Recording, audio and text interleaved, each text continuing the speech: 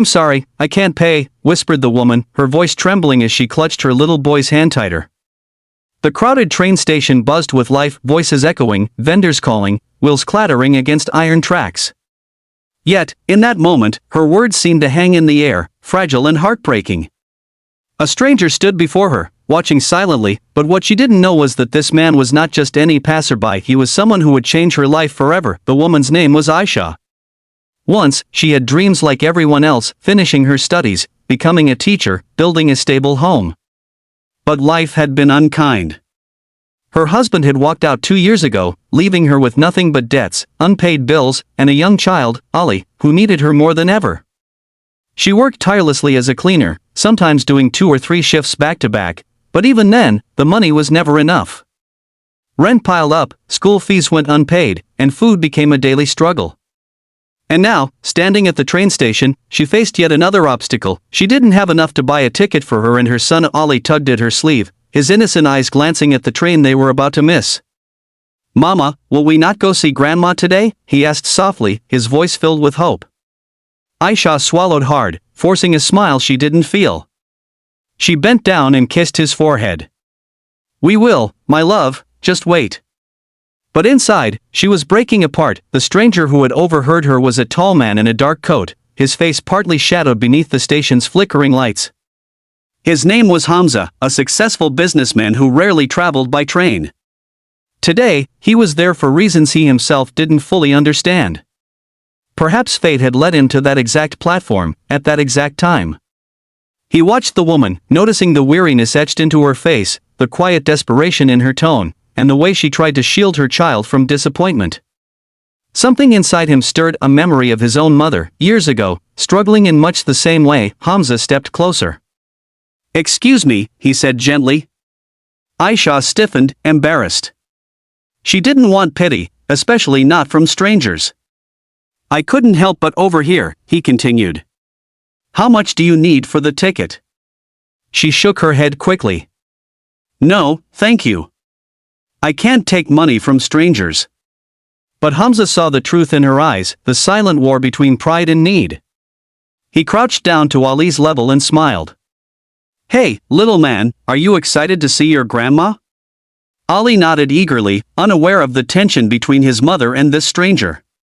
Hamza stood up and handed the cashier enough to cover both tickets, slipping the stubs into Aisha's hand before she could protest. Tears welled in her eyes.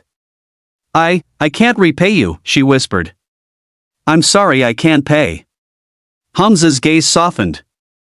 "Sometimes, kindness doesn't ask for payment," he replied. Then, almost as if fate was guiding him, he added, "But maybe one day, when you're able, you'll help someone else the way you wish you could help yourself today." The train ride that followed was quiet but heavy with unspoken thoughts. Aisha sat by the window, clutching the tickets like fragile treasures, wondering who this man truly was.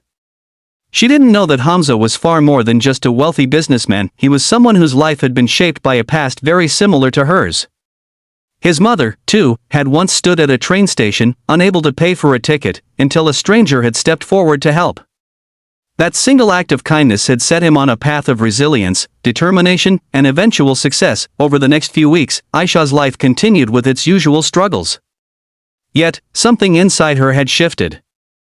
That one moment of compassion at the train station had given her a strange sense of hope, as if the universe hadn't entirely abandoned her.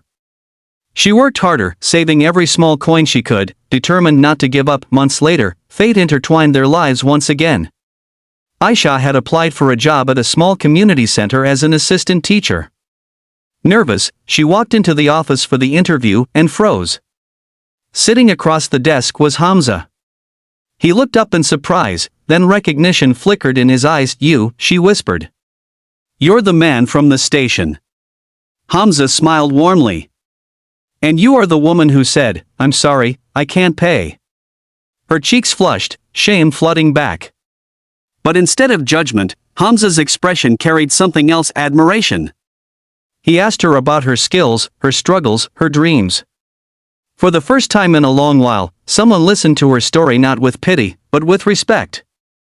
He saw her determination, her strength as a mother, her desire to build a better future for her child.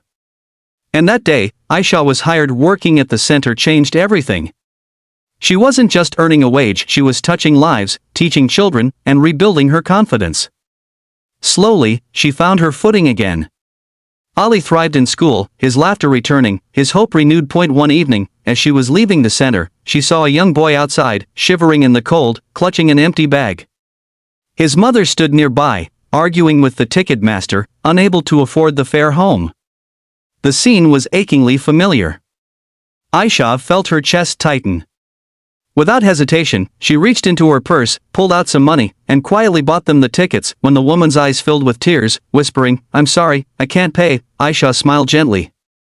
"Kindness doesn't always ask for payment," she said. At a distance, Hamza watched, a proud smile spreading across his face. He knew then that the circle had completed itself. The pain of the past had been transformed into hope for the future. And it had all started with a single whispered confession at a train station. By the end, Aisha realized something powerful: the true wealth isn't counted in coins or notes, but in compassion, resilience, and the courage to rise after every fall. And her story, born out of struggle, became one of inspiration, not just for her, but for everyone who believed they had nothing left to give, because sometimes, the smallest act of kindness can spark a change big enough to last a lifetime.